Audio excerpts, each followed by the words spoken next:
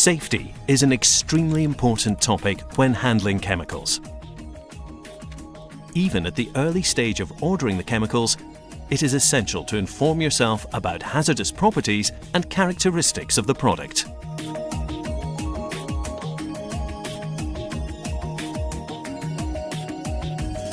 Packages may have to resist bad weather conditions temporarily. Therefore, they should be tested and developed especially for chemicals. Only then can they secure proper protection for people and the environment. Risky situations, such as boxes standing around or puddles of spilled liquids, may occur in laboratories every day. Whenever you notice such a situation, please ensure that it is remedied. But even then, it might come to accidents. Therefore, chemical packages should also be stable enough to withstand smaller accidents.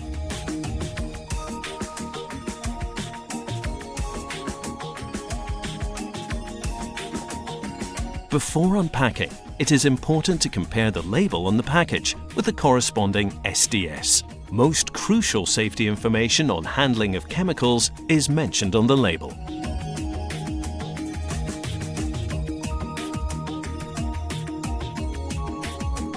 Please have a look at the safety data sheet in section 8.2 to find out which gloves should be worn to handle the respective chemical.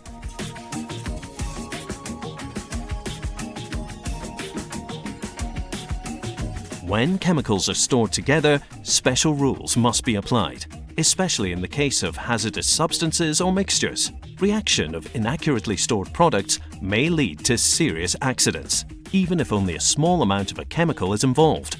Valuable information on this aspect can be found on the adhesive label. Preparing mixtures, such as, for example, mobile phases for HPLC, is a routine part of the work in a lab.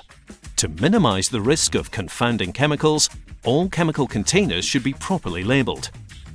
This enables first responders to initiate the correct measures in the case of an accident.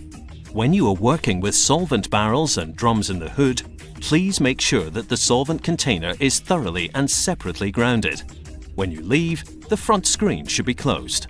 Please make sure that the solvent bottle is properly connected to the HPLC system. Only when special screw cap adapters are used, solvent vapors can be prevented from evaporating. Additionally, the composition of the mobile phase remains unchanged. In order to avoid any health risks or any risks to the environment, solvent waste must not be drained in the sink. The disposal of chemical waste must always comply with local legal requirements. Please familiarize yourself with any such demands. Many suppliers of chemicals provide general information on the handling and disposal of chemical products on their websites and in catalogues. If containers which are not break-proof have to be transported to other rooms, an auxiliary device is necessary. It must allow you to hold and carry the container safely. Disposal facilities are mainly located in well-ventilated safety cabinets or laboratory fume cupboards. Caution! If the funnel and the waste container are not grounded separately and thoroughly, electrostatic charging may result in the ignition of the solvent, which in turn can lead to violent explosions. Only thorough grounding prevents this danger. It is important to have fire extinguishers near the hood in every lab. But always keep in mind, ensure your personal safety in the event of an accident. Emergency exits must be marked clearly and have to be kept readily accessible.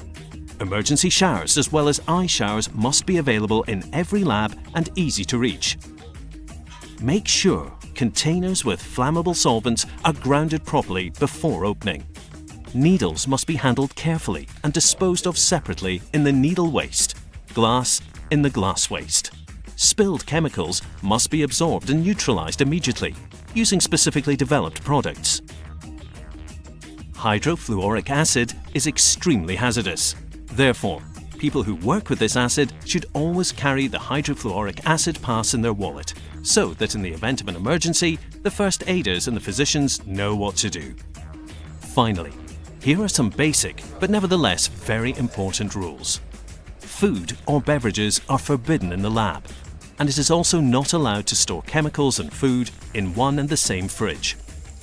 To prevent any risks to your health, please wash your hands carefully before leaving the lab, for example, to eat or drink. Always wear protective goggles, a lab coat, conductive safety shoes and appropriate gloves, if required, as mentioned in Section 8 of the SDS. Safety in the laboratory does not depend on modern facilities. Even simple means can contribute to a safer working environment. This is shown with the thread, which visualizes the functional efficiency of the hood. Working safely in the lab, in order to accomplish this goal, there are several important factors to consider, such as proper equipment and well-trained staff. Regular training is therefore essential. It is the only way to ensure work safety in the laboratory. All employees working with chemicals must be trained regularly. In addition to presenting teaching material, the knowledge can be broadened by practical exercises and in discussions. Various training courses on electrostatics impressively demonstrate the potential impact of an electrostatic charge, even when small amounts of solvents are involved. Please always keep the fire and explosion triangle in mind: oxygen, ignition source, and flammable material. An electrostatic charge represents a potential risk during production. The effect on an explosive atmosphere is demonstrated during the training in order to explain just how important grounding is.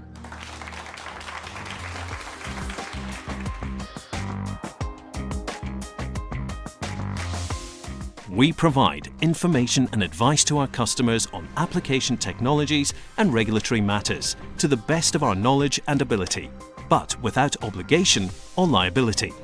Existing laws and regulations are to be observed in all cases by our customers. This also applies in respect to any rights of third parties. Our information and advice do not relieve our customers of their own responsibility for checking the suitability of our products for the envisaged purpose.